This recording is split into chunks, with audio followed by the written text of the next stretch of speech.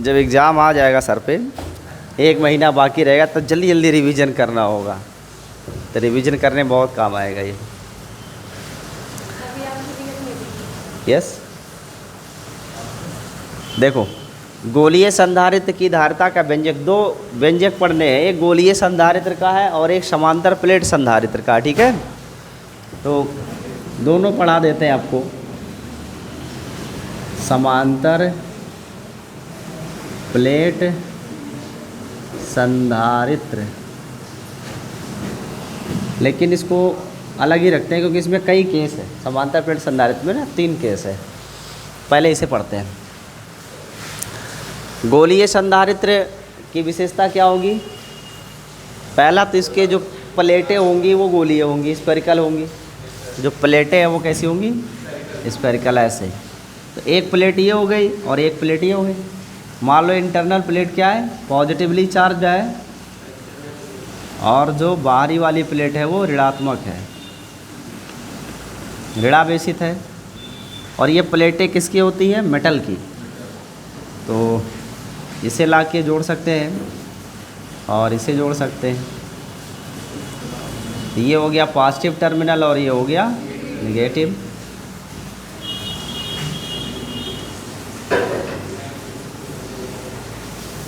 ठीक है। इस संधारित्र को बनाने के लिए परावैद्युत का भी तो उपयोग किया गया होगा। प्लेटें तो एक दूसरे से कनेक्ट करेंगे नहीं, दूर रखना है। इसके लिए हमें क्या करना होगा? डाइलेक्ट्रिक लेना होगा।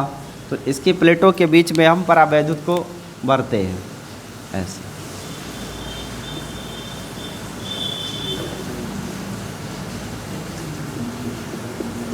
बाहरी प्लेट अंदर भी तो रखा जाएगा, तो यहाँ भी परावैद्युत है।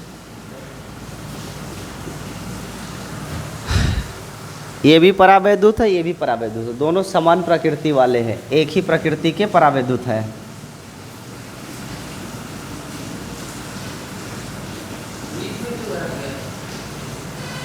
खोखला नहीं रखेंगे ना, बीच में नहीं रखोगे तो खोखला हो जाएगा।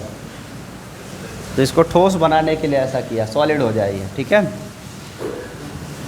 ये दोनों परावैद्युत हो गए, ये मेटल की प्लेटें हो गई, एक पॉजिटिव और एक नेगेटिव। अब इसे किसी सोर्स से जोड़ेंगे जब हम, सेल या बैटरी से, तो ये हो जाएगा चार्ज। किसी सेल या बैटरी से इसको हम जो जोड़ेंगे तो ये पूरा का पूरा स्फेरिकल कैपेसिटर क्या होगा? चार्ज, आवेशित हो जाएगा। जब ये आवेशन होगा तो इस आवेशन में कार्य होगा।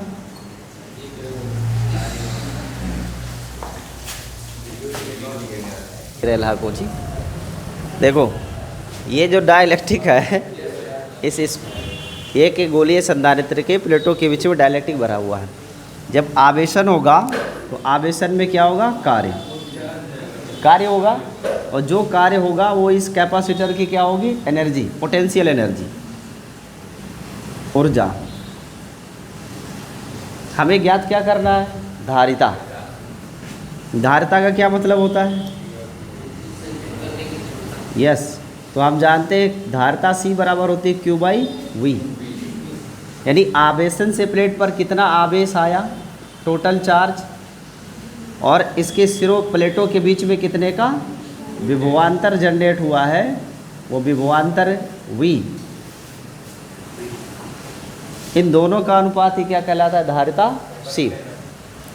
अगर हम मान लें कि इस कैपेसिटर का रेडियस स्मॉल a है, इस संधारित्र के लिए त्रिज्या का मान क्या है? a। तो वोल्टेज क्या होगा?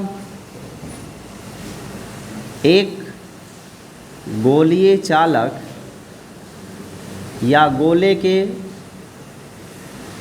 पृष्ठ पर विभव,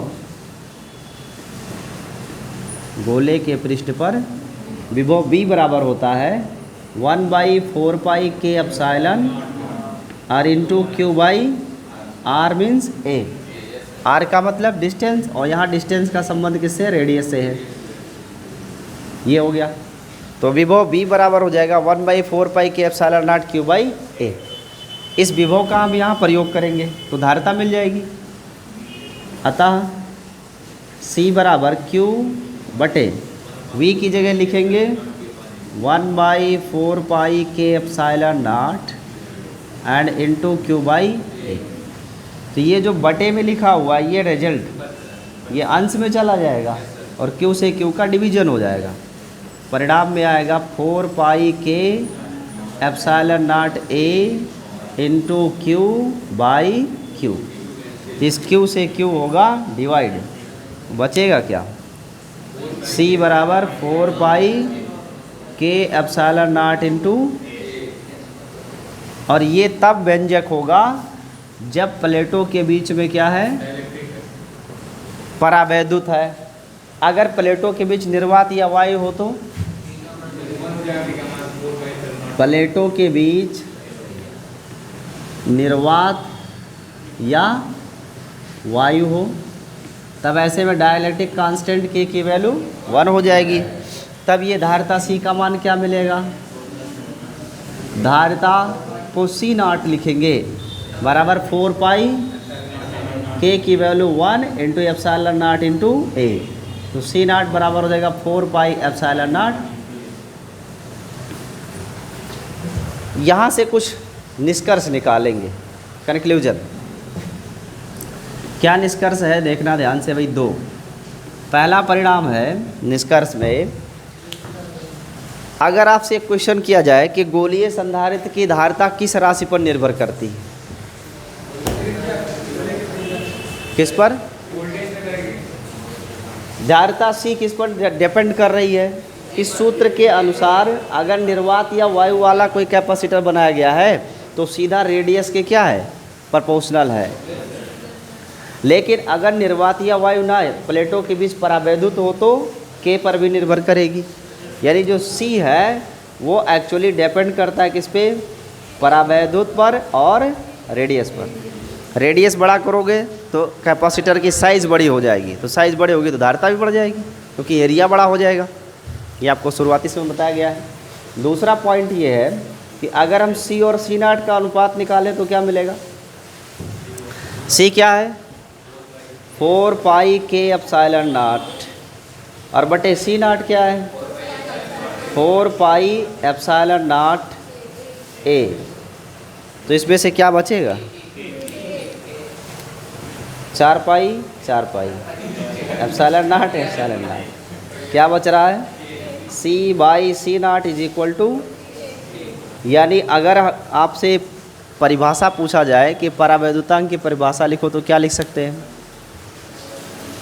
गोलीय संधारित्र की धारिता नहीं, परावैद्युत के लिए धारिता और निर्वात के लिए धारिता का अनुपात ही परावैद्युतांक कहलाता है। एक डेफिनेशन दे सकते हैं यहाँ से, ठीक है। बोले हैं कि अगर आपसे कोई डेफिनेशन पूछे कि परावैद्युतांक की परिभाषा लिखो तो क्या लिखोगे? मैंने बताया कि इस रिलेशन के अनुसार आप कह सकते हो कि किसी गोलीय संधारित्र की माध्यम में धारिता और निर्वात अथवा वायु के लिए धारिता का अनुपात ही कहलाता है परावैद्युतांक। यही कहे हम। जानकारी स्पष्ट है? बहुत सरल है। इसमें एक लाइन आपको ध्यान में रखना है परीक्षा में। वो लाइन क्या है? ये विभव कि गोलीय पृष्ठ के लिए जो विभव का मान है होता क्या है? विभव B बराबर 1/4πk∈0 Q बटा A मीन्स R डिस्टेंस है। तो ये होता है, अगर ये आपको पता है तो सीधा सीधा C बराबर Q/B में B का मान रखोगे, आ जाएगा। तो ये बहुत ही सरल फॉर्मूला है और बोर्ड परीक्षा में ये 1 नंबर में पूछ लेता है। कितने नंबर में? 1 नंबर में। इसे नोट कर लीजिए। लेकिन चूंकि बोर्ड एग्जाम में अगर आया तो माना कि लिखना पड़ेगा। तो लिखो माना कि एक गोलीय संधारित्र, माना कि एक गोलीय संधारित्र जिसकी धारिता